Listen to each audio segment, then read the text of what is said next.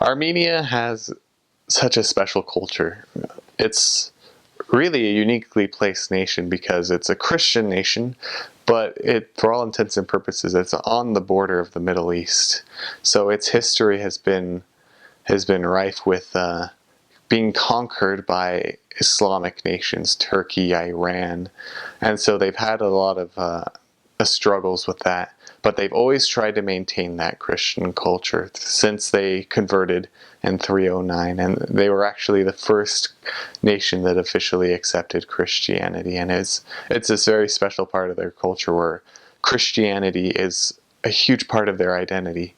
So a lot of times we'll be talking to people and be like, "Hey, we're messengers for the Lord Jesus Christ, and we have a message. Would that be something that you would be interested in hearing?" And they'd be like, "Well, of course, I'm Armenian. I love Jesus," and just because that's a huge part of their identity.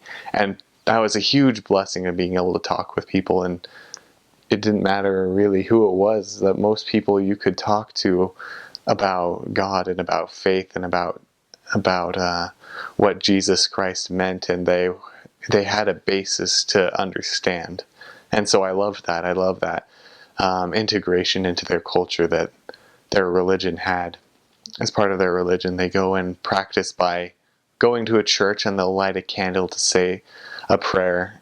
And to some people on the outside viewing it might seem that doesn't seem like the best way to worship, but I could see how sincere they were in it and how much faith they would exert in it. And so they were always trying to go and maintain that connection with God. One of the interesting cultural things that I liked was just how important to them their families were. And it's a little different than here in the United States. Here, when you get older as a member of your family, you eventually get married and move out and go start your own. And in a way they do that as well. But there's a lot more extended family living together. For instance, the firstborn son, he doesn't move out. He goes and gets married, brings his wife home, and then he inherits the house as his parents get older. And that kind of takes care of him and his family and also his parents, so that in Armenia they take care of each other. They take care of their family members in need. So obviously there are cases when there's older people living by themselves, but for a large part of it, their parents are living with them, they're taking care of them, and they just have a huge support unit for their family.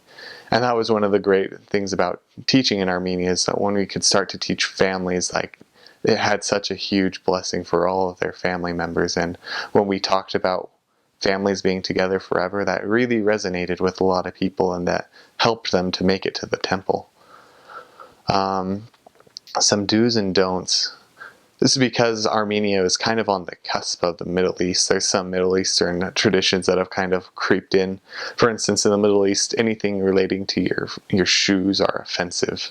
And so Armenians have this also a similar belief that the sole of your foot is offensive. So it's offensive to sit with your legs crossed and to show the bottom of your feet. So that's something you just have to be conscious of. It's not, I guess, necessarily a super big deal, but it is something that's there. And what other do's and don'ts?